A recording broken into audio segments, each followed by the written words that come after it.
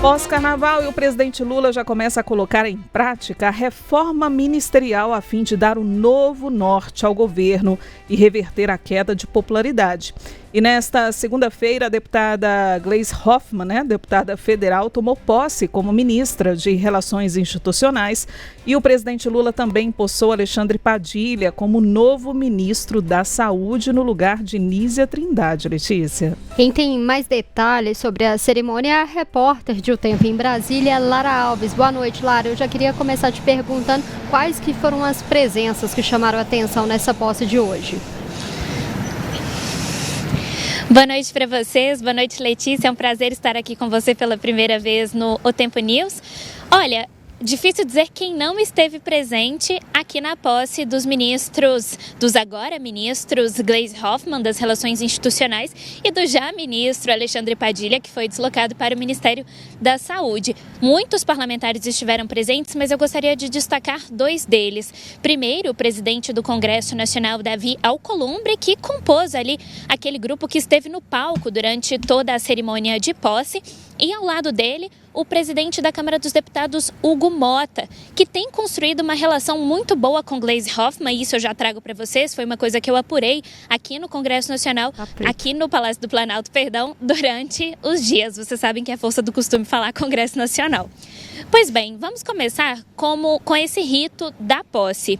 Primeiro, a gente teve uma fala de Nízia Trindade, agora ex-ministra da Saúde, que foi substituída por Alexandre Padilha. Ela foi bem enfática, estava um pouco emocionada, foi aplaudida diversas vezes pelos presentes, inclusive de pé em alguns desses episódios, e uma fala dela me chamou bastante a atenção durante essa cerimônia. Ela começou dizendo que era uma cerimônia um pouco atípica, porque nós tínhamos, na verdade, uma realocação de ministros. Gleisi Hoffmann agora indo para as relações institucionais e Padilha saindo das relações institucionais para assumir o Ministério da Saúde. Mas para a Nízia, na verdade, era um momento de despedida. E foi o que ela fez. Ela fez um discurso tratando do balanço da gestão dela e também tentando corrigir esses ataques que ela tem recebido de que faltou uma marca para o Ministério da Saúde nas mãos de Nízia. Ela também foi muito enfática ao dizer que foi vítima de uma campanha misógina e de um comportamento político que tentou eliminá-la do Ministério durante toda a gestão. É bom a gente lembrar que nesses 2 anos que ela permaneceu à frente do Ministério da Saúde do presidente Luiz Inácio Lula da Silva, Nízia foi bastante atacada principalmente por parlamentares e por políticos ali do Centrão. Existe um interesse muito grande dessa ala política aqui de Brasília no Ministério da Saúde, que tem um dos orçamentos mais altos de toda a esplanada dos ministérios e um orçamento, além de tudo, garantido. É um valor que vai cair ali todo ano porque existe um teto constitucional a ser cumprido.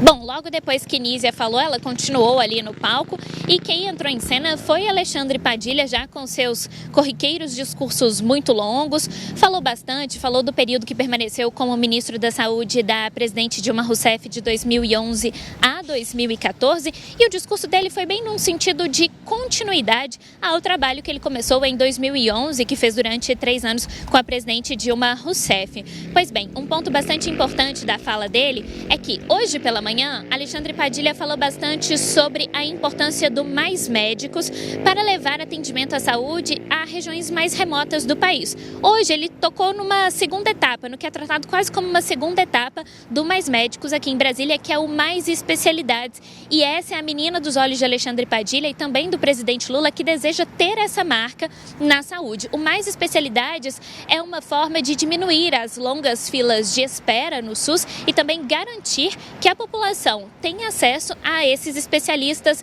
Vamos ouvir o que disse Padilha. Volto para o Ministério da Saúde ainda mais cheio de energia do que a primeira vez. Chego ao Ministério da Saúde com uma obsessão: reduzir o tempo de espera para quem precisa de atendimento especializado no nosso país. Todos os dias vou trabalhar para buscar o maior acesso e o menor tempo de espera para quem precisa de atendimento especializado no nosso país.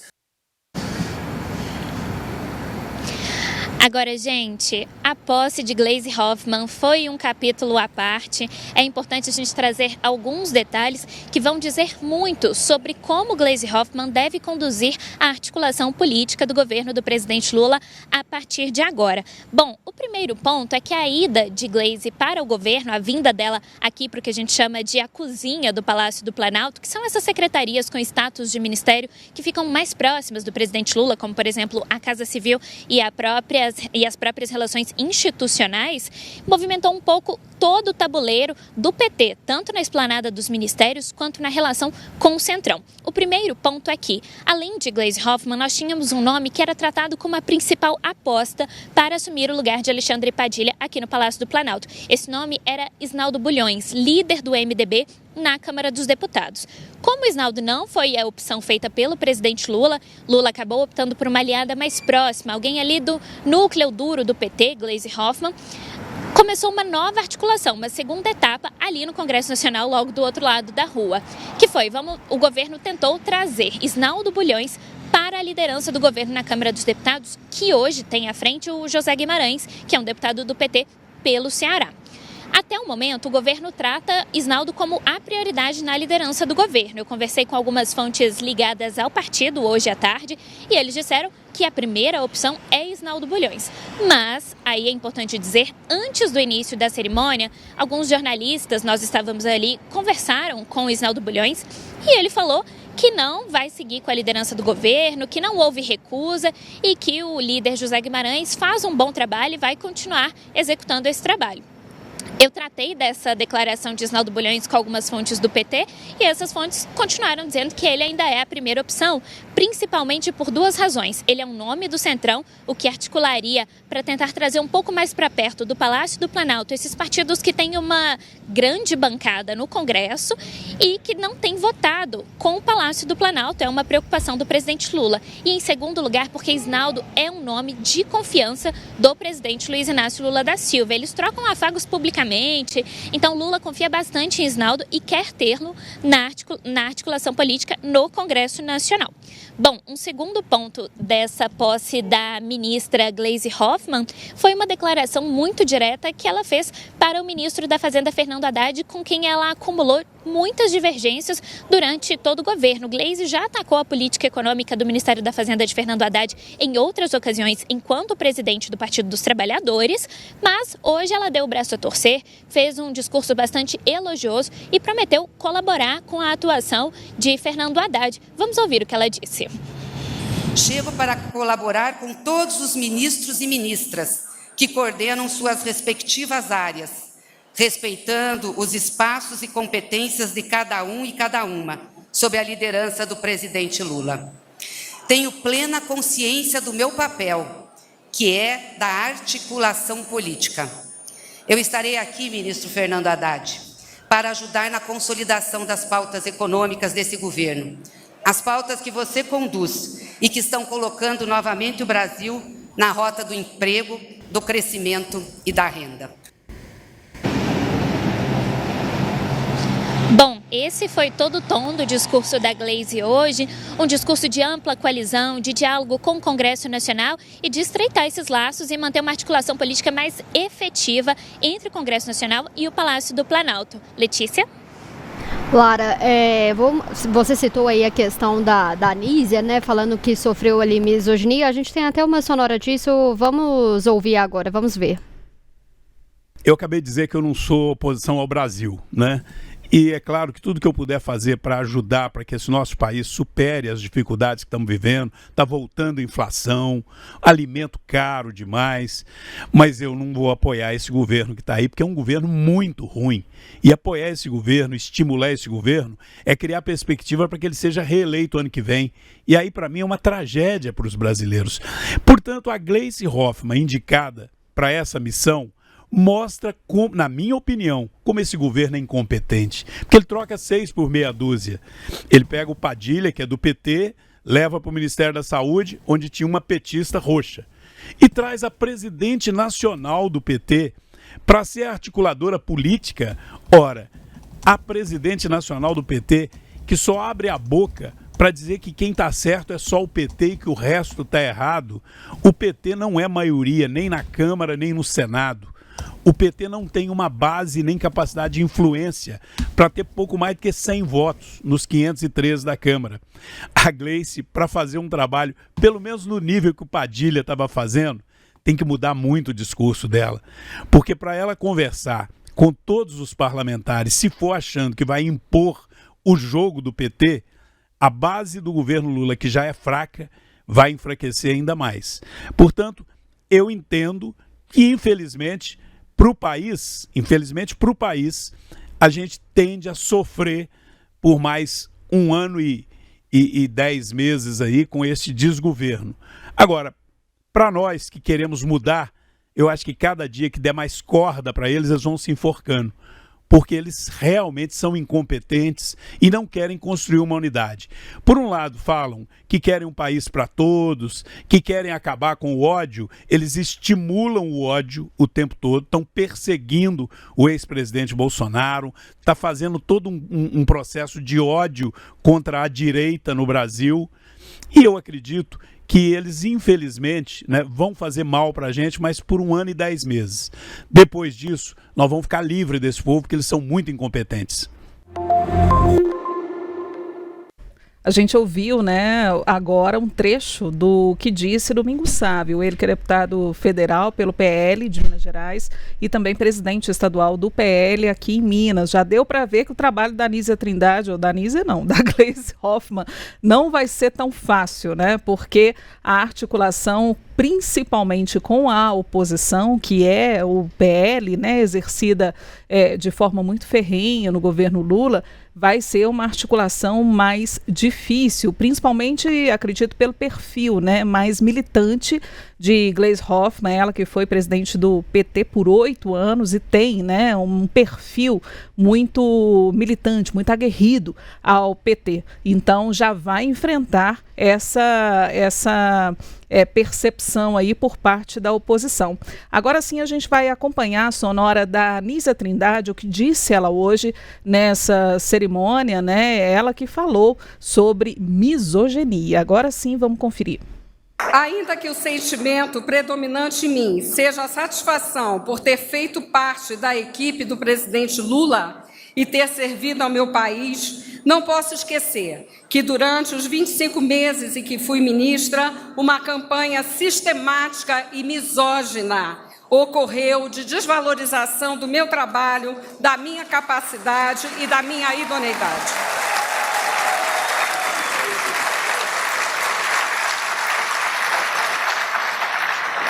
Não é possível e não aceito, e acho que não devemos aceitar como natural o comportamento político dessa natureza. Podemos e devemos construir uma nova política baseada efetivamente no respeito, e destaco o respeito a nós mulheres, e no diálogo em torno de propostas para melhorar a vida de nossa população. Antes da gente falar dessa saída, né, da Anísia, eu vou começar ali, Adriana e Larissa, falando sobre a questão, né, da posse da Gleice. Eu acho que, né, a gente pode fazer uma visão que a Gleice vai ter alguns desafios que independem, né, desse perfil, como a Lara falou, como a Adriana já falou ali, desse perfil aguerrido, né, falando bastante para a militância ali do PT, a Gleice vai ter alguns desafios, principalmente que não vem de agora, né? O PT é minoria no Congresso, não só o PT, a esquerda é uma minoria do Congresso, então ela vai ter que lidar com essa articulação, tendo ali a sua base sendo minoritária. Uma outra questão é que a questão das emendas, né? A gente tem, hoje o governo é refém das emendas parlamentares, né? Até então, o governo tinha ali conseguia construir toda a sua articulação política em volta ali das emendas, né?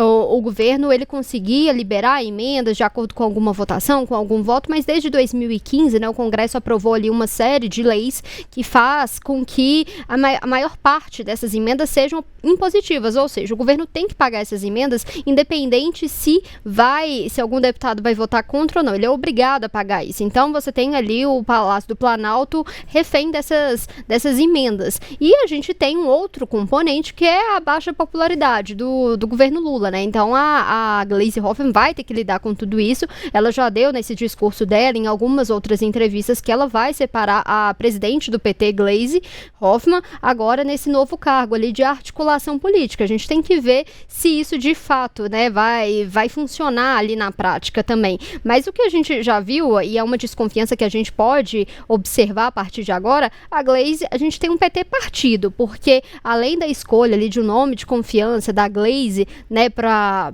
ocupar esse cargo, que é um nome muito próximo da Lula, a gente tem um bastidor ali que tem uma disputa do PT. A Gleisi não conseguiu encontrar um consenso nem dentro do PT, né? Tem várias divisões, principalmente pelo próximo presidente do PT, quem que vai ocupar esse cargo dela. Ela não conseguiu construir um consenso nisso. Será que ela vai conseguir construir um consenso ali no Congresso? Um exemplo foi a própria reunião do PT, né, para discutir a presidência, e foi uma reunião bastante conturbada, bastante polêmica.